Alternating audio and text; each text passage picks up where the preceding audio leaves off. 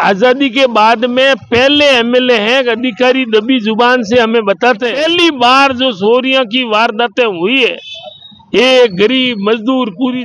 आप समसों की बजाय अपने विवेक से काम लें। सर, जसोल में आपकी सरकार है, तो आपने आज दिन तक क्या दिया जसोल में? जसोल में जो करना था सब बन किया। जाएगा। बन जाएगी साहब, इतने जनता की आवाज कम नहीं होती है।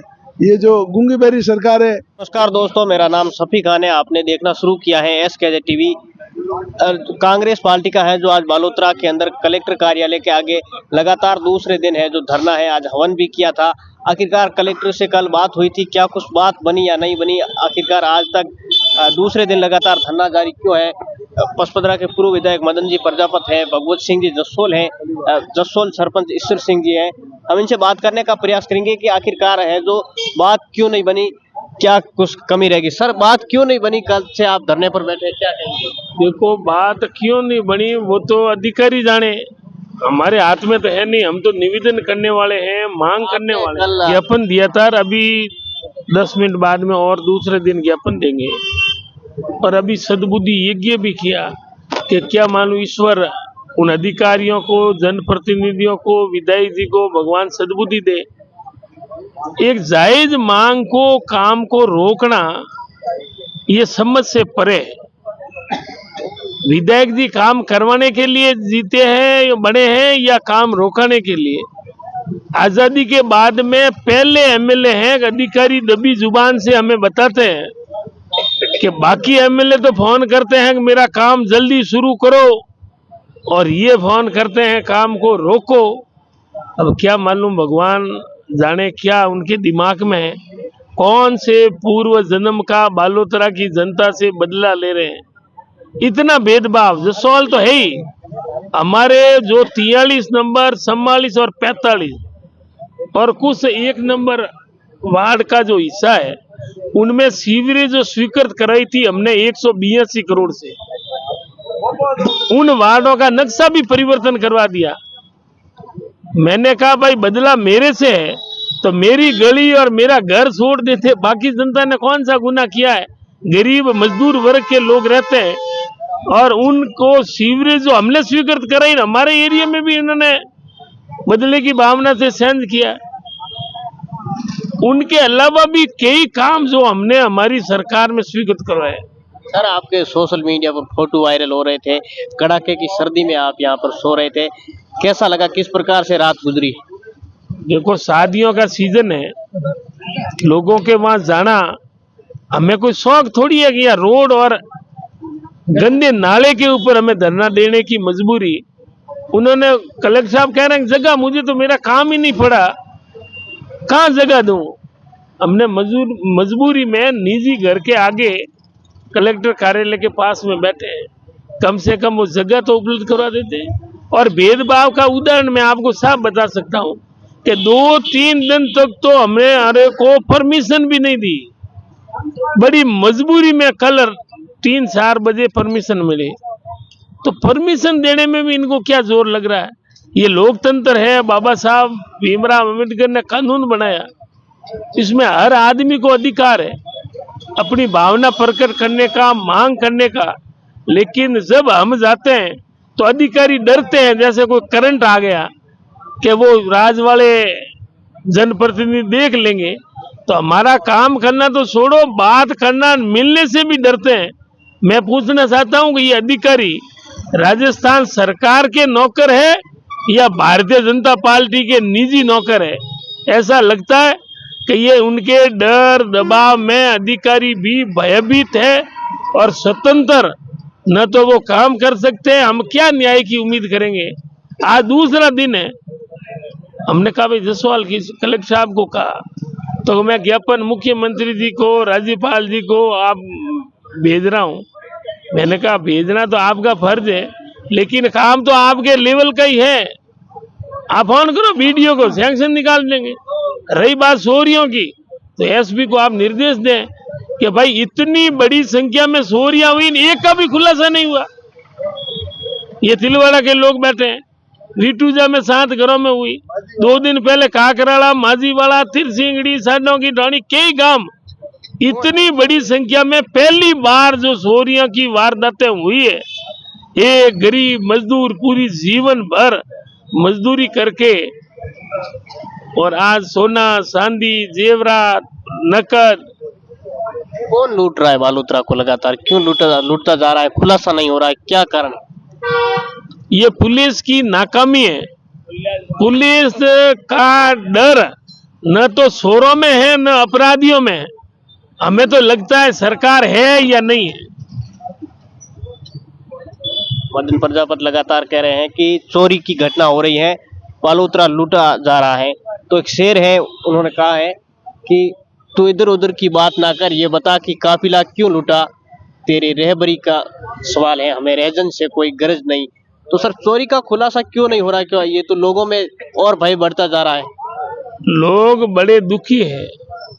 अब खुलासा करना पुलिस का काम है और यह पुलिस का डर ही नहीं है, तो कैसे खुलासा होगा और क्या न्याय की उम्मीद करेंगे? हम तो निवेदन करने वाले हैं, हम आज भी मांग करते हैं कि तमाम चोरियों का खुलासा करे और जायज कामों की स्वीकृति निकाले। पैसा पंचायत का फंड पड़ा है, काम पंचायत करवाना चाहती है, सरपंच करवाना चाहते हैं और ये कह रहे हैं रोको। मैंने तो विधायक जी को भी आपके मार्फत निवेदन कर रहा हूं विशेष कि आप समसों की बजाय अपने विवेक से काम लें और निर्णय करें। फर्जी पट्टे किसको बांटे गए? आपकी पोस्टर में दिख रहा, फर्जी पट्टे बांटे गए, किन लोगों को फर्जी पट्टे बांटे? सभापति जी के निजी सहते लोगों को फर्जी पट्टे दिए गए। हमने मांग भी की, लिखित में भी दिया, लेकिन उनको कोई फर्क नहीं पड़ा। अब तो कार्यकाल भी खत्म हो गया और अंतिम दिन एक कार्यक्रम में सभापति जी ने पार्षदों को बहुत बड़ा तोहफा और इनाम दिया है कि पार्षद सक्रिय नहीं रहे, अगर सक्रिय रहते तो विकास कार्य होता। तो ये खुद कबूल कर रही है कि काम हुआ ही नहीं। उन्होंने कमीशन और भ्रष्टाचार के सिवाय ऐसी भ्रष्ट सभापति दुनिया जीवन में मैंने पहली बार देखी है। पूरे राजस्थान में एक नंबर की भ्रष्ट सभापति है तो वो बालोतरा की। आप कल कह रहे थे कि अगर ये फिर से वोट बनेगा तो कांग्रेस का बनेगा और बीजेपी का बंटा धार हो जाएगा।